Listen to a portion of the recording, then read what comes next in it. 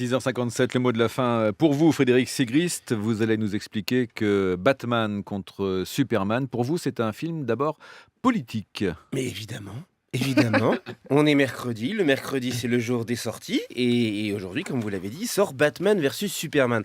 Un film qui, à ma grande surprise, n'est pas un film inter. Et ça, voyez-vous, Eric, ça me surprend. Parce que Batman versus Superman, c'est un film éminemment engagé et complètement actuel.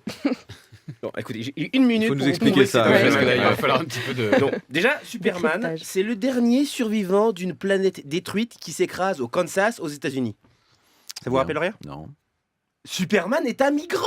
Ah, Mais bien sûr que oui. Tu remplaces Kryptonien par réfugié syrien, c'est pareil. Il change de nom, il passe de Kal-El à Clark Kent. C'est un immigré qui essaie de s'intégrer.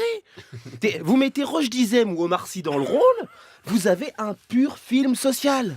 En plus, Superman a grandi dans une famille de paysans, donc en toile de fond, on a un débat sur l'agriculture bio ou l'agriculture intensive.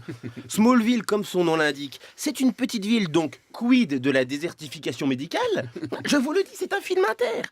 Dans Man of Steel, le précédent film, le général Zod, un criminel kryptonien, détruit Metropolis, ce qui crée un sentiment de xénophobie vis-à-vis de Superman. Et là, on est en pleine analogie de l'amalgame qui est fait entre musulmans et islamistes. Superman est discriminé pour des crimes qu'il n'a pas commis. Quant à Batman, à l'âge de 8 ans, Bruce Wayne voit ses parents se faire assassiner devant ses yeux. Terriblement traumatisé, il effectue alors un voyage initiatique autour du monde afin de dompter sa peur. Adulte, il revient à Gotham City complètement changé. Justicier réel ou victime d'un trauma indélébile ? Mais ça, c'est un rôle pour Vincent Lindon. Ou Denis Podalides. Denis Podalides en Batman, ça le fait, non ? Contre Superman, Philippe Torreton. Non, mais, Philippe Torreton, il peut tout jouer. Il a failli jouer Othello qui est noir. Il peut tout jouer. Quant au film d'aujourd'hui, Batman versus Superman. Dans une Amérique sécuritaire, Superman doit faire face à la xénophobie grandissante de Batman, un puissant milliardaire névrosé et paranoïaque. Un milliardaire névrosé et paranoïaque. oui, j'imagine. Donald Trump Ouais, j'y suis, ça y est, j'y suis. Convaincu que les migrants extraterrestres sont un danger pour la sécurité intérieure, ce dernier se lance dans une bataille idéologique avec le fils de Krypton.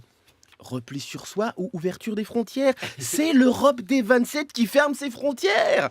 Alors Eric, c'est pas une trompe ça que Batman versus Superman c'est un film inter ? Bon, maintenant il me reste plus qu'à convaincre Jérôme Garcin et l'équipe du Masque et la Plume.